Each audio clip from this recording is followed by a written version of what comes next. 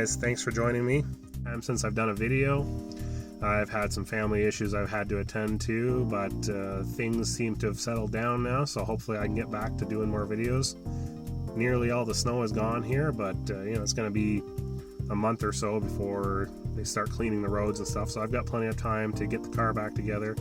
I've still got to get the turbo on, I've got to get my injectors back in, and we'll see how that goes.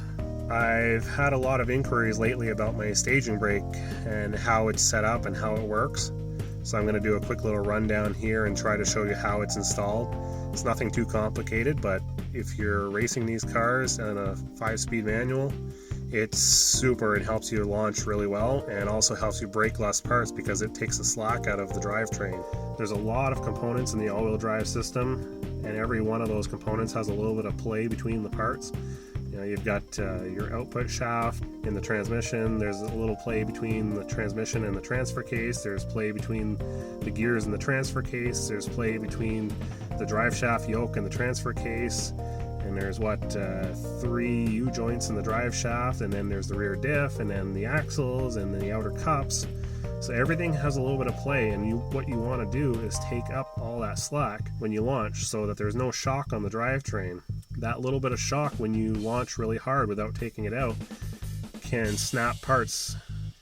Just for example, a piece of metal could statically hold maybe 3,000 pounds, but if you hit it hard really quickly, that piece of metal it's a whole different story. This as an example, you take a nail and you put it in a piece of wood, you can push down on that hammer on top of the nail as hard as you want and it's not going to move. But hit it quickly and that 16-ounce hammer can drive a 6-inch nail right into the piece of wood, no issue. It's the same thing with the drivetrain. That quick hard shock can just shatter parts. Pretty much all of the parts in the drivetrain are hardened steel, so they're very strong, but they're brittle. They really don't like quick hard shocks. So the staging brake helps you to get rid of most of that play, and it also helps you to build boost on the line and hold you there. I know some guys are using their e-brake, and while it does work, it's not ideal. Seen guys go to drop the e-brake and it catches halfway down, and the e-brake gets stuck halfway down and you bog the launch. With the hydraulic staging brake, that's not a possibility. As soon as you let go, that's it. It's all the pressure's released. It allows you to put a lot more pressure on the brakes as well because you're using the hydraulic system instead of a cable and the small shoes inside the rear drums. The way I have mine set up currently, I have it plumbed into the proportioning valve underneath the hood. Currently, the way I have it set up, I'm locking the driver's side rear and the passenger side front. So it's taking the slack out of the rear and the front.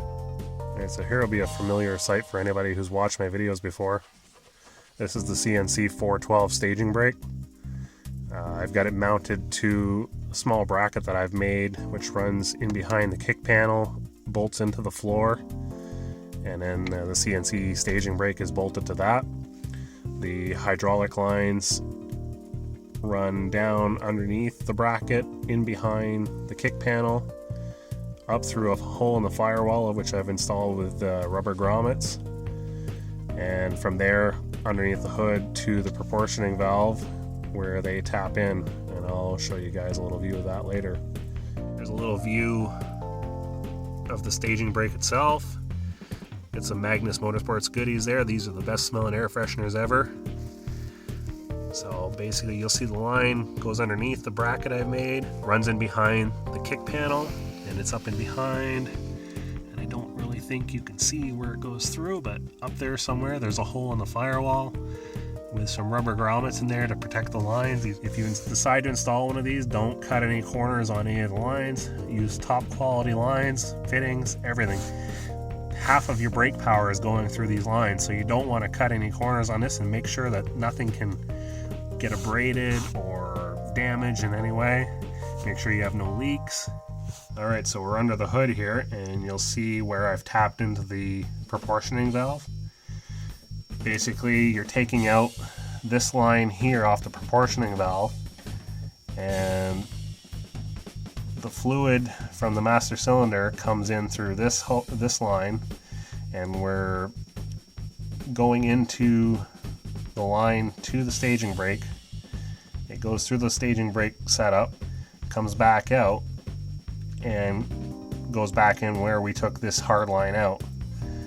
So you need an adapter here to go from the metric Mitsu brake lines to the, I believe it's a Russell's fitting. I'll try to include the part numbers for everything in the description, as well as another one here. And so that's it. We're just intercepting the master cylinder before it goes to the proportioning valve. So this setup gives you the left rear brake and right front brake locking up, and it's worked out really well for me. Some people like to do just the rears. If I tapped into this line here, we'd be front driver and rear passenger side, which, you know, it doesn't really make much of a difference, whichever you prefer. This worked out great for me. I pulled this line out. It's has a little bit of play in the line. It worked out well, so it fit up here. I zip tied it off so that everything is solid. You don't want anything moving where it can be abraded. You know, brake lines, you don't screw around with them. I even took the effort to cover all the braided flex lines with wire loom, just as an extra layer of protection. You know, your brakes are just something you don't screw around with. Make sure you have 0 leaks in the system. The last thing you want to be doing is 130 miles an hour and lose your brakes at the end of the run. So as far as launching car goes with this, it works really great because it leaves your right foot dedicated to the gas pedal and your left foot dedicated to the clutch pedal. You don't need to touch your brake pedal at all.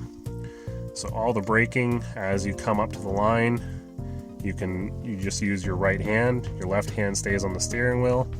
You know, you've already got the car in gear, so there's no need to mess with the shifter right away. So as I come up to the line, you'll creep ahead slowly. You know, you can put a little pressure on the handle. It doesn't take very much.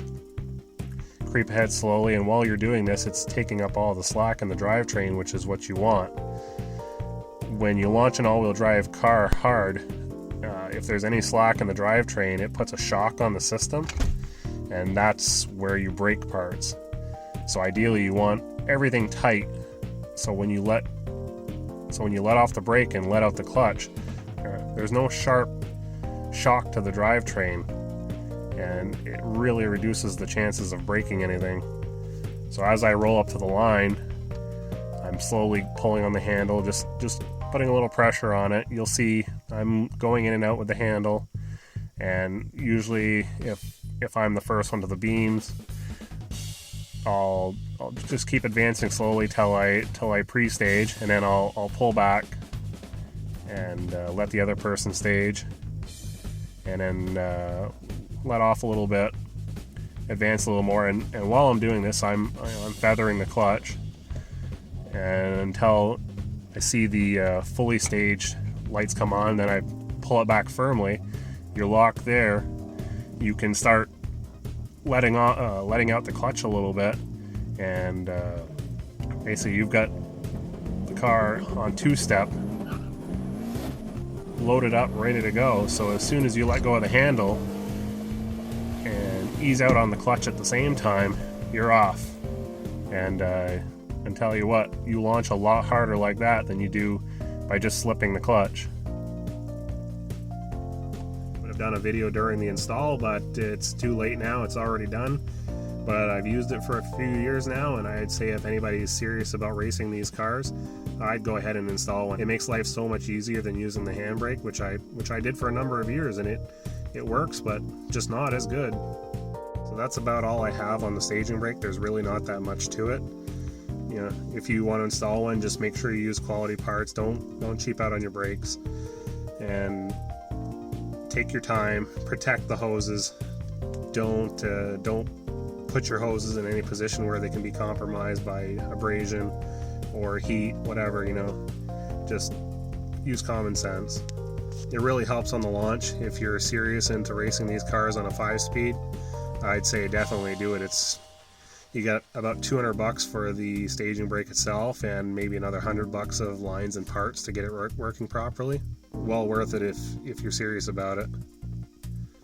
So that's about it for now. If you guys have any more questions about the car, I've got a few more things planned. I want to do a little walkthrough on the all-wheel drive swap on the car, even though it's long been done. It's been done for 7 years now, so it's kind of hard. I can't really walk you through the process of doing the swap. Unfortunately, I wasn't really making YouTube videos back then. I'll try to put something together.